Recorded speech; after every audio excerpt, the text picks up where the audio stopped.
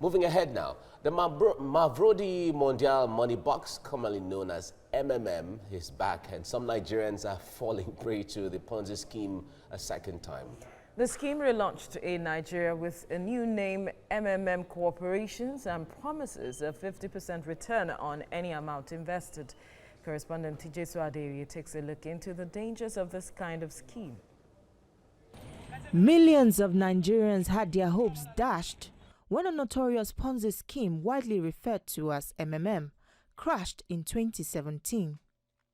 Nigerians whose investment got trapped in the scheme are still trying to come to terms with the losses they suffered. According to the Nigerian Deposit Insurance Corporation, an estimated 3 million Nigerians lost more than 18 billion naira in the MMM Ponzi scheme. Shola is one of the many victims of these notorious Ponzi schemes. MMM gave her a devastating blow in her quest to maximize profit.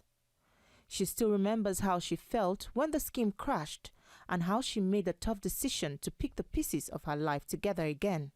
When it landed, it actually put me into financial loss.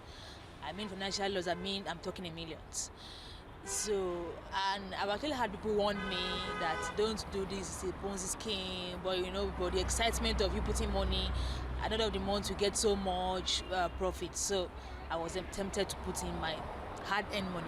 Now the scheme is back, repackaged with a bigger and better deal, offering 50% return on investment, 20% more than what was offered in the previous version. Despite the horrific tales and warning signs about the clear and present dangers of Ponzi schemes, the list of converts to this fraudulent investing scam is still growing. Some Nigerians have grown thick skins, constantly falling prey to these antics over and over again. I asked the psychologist why it seems more people still believe in MMM, despite its flaws. Sometimes that need to wait for the fullness of time for things that you invest in to materialize is not there. And so you find yourself, lusting after more money.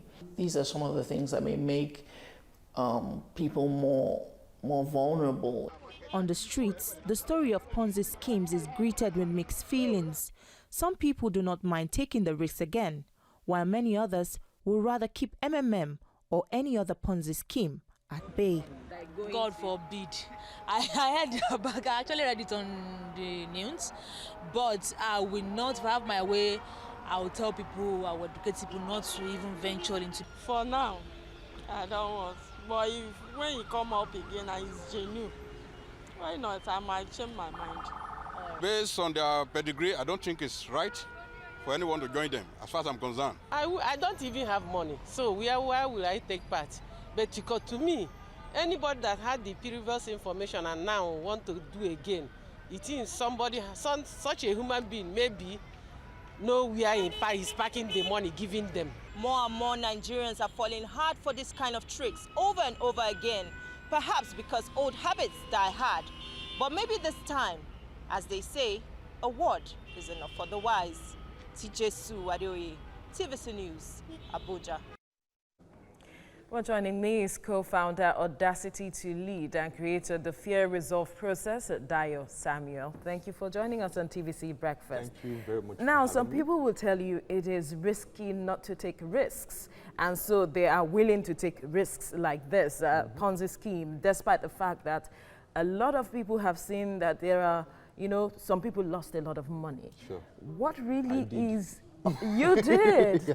How much did you lose? That's close to at least over 500,000 or so. Wow. That I lost myself. Now, and it wasn't even MMM, it was a different thing entirely. Now, we have Loom, we have different names Yes. for these things. What really is the attraction, despite the fact that we see some people lose money all the time? Before MMM came, there was another scheme that came and people lost monies. And MMM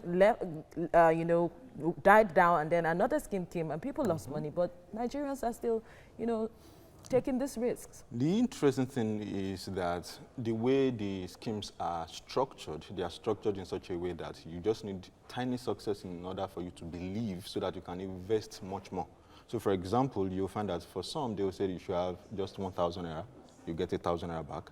You invest 2,000 naira, you get 16,000 naira back. You invest maybe 10,000 naira, you get 130,000 naira back.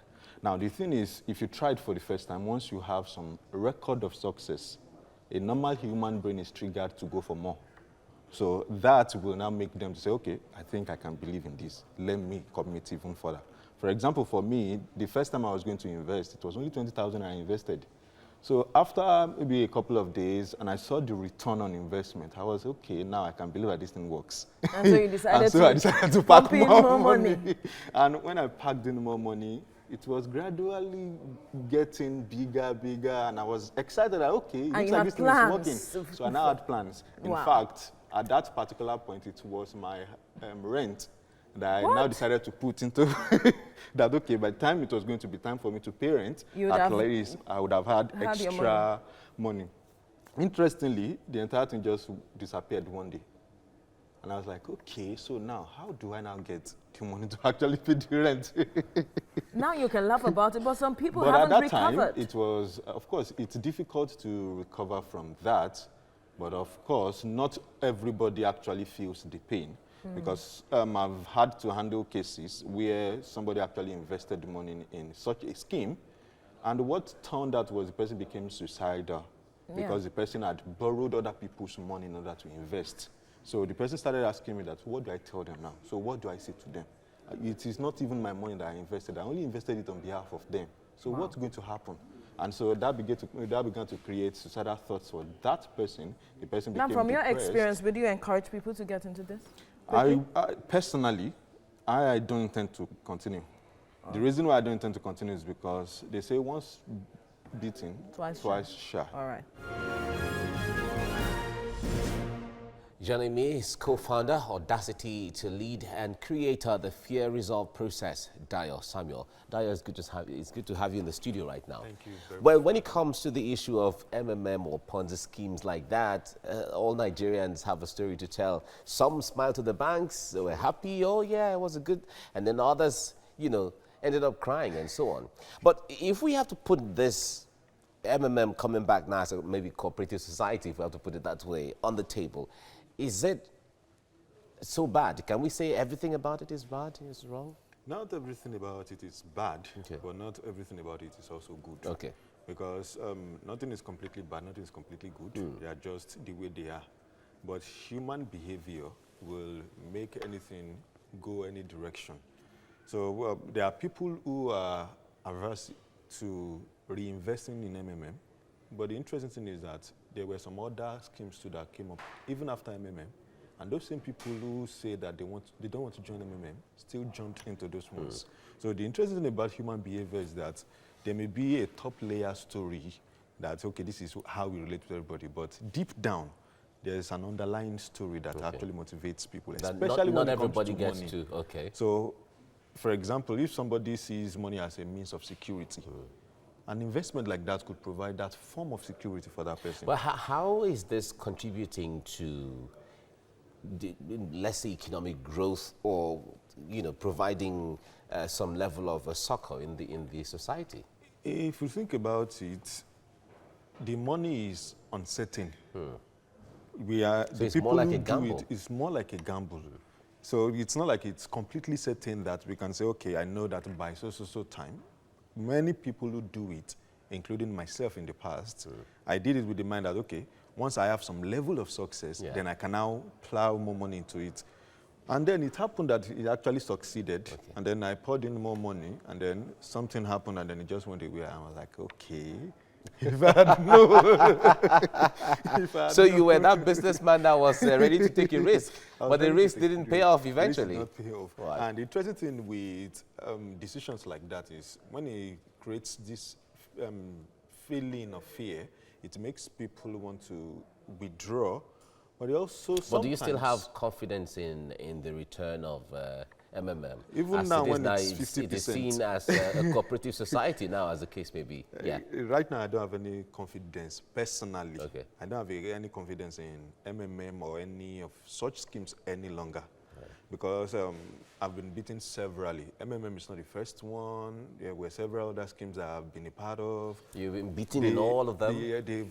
But you also very chopped in few all people, of them too. very few ones of them have actually given me profit. Okay. I remember one time I was telling somebody that anything that has to do with networking, that it's anytime he has to build on relationships, build on the number of persons you bring in, Yeah, the it has marketing never and all of paid that. me once. Oh. And there was a time that I did it for the first time, and it paid me. So it made me to tell people, and somehow it now affected my credibility afterwards. After it happened that Someone one along too the chain just went down gradually.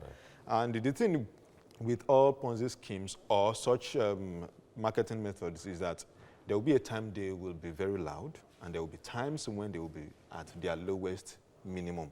That happens. Even with cryptocurrency, it happens constantly. So this may just be the rise of another form of MMM, but the interesting thing is there will also be a downtime as well. So what should the regulators be looking at now? There are regulatory agencies for all of these kind of scheme gamblings and you know, and so on. The What should they be regulatory looking body at? should be looking for what will provide certainty of, how should I say, certainty of continuity. Okay. Because if something doesn't have the potentials of continuing, because for example in MMM, you provide help or get help, and if somebody does not provide help, it means that others are suspended. Exactly. Until there's somebody who chooses to provide some form of help. So that's some level of uncertainty.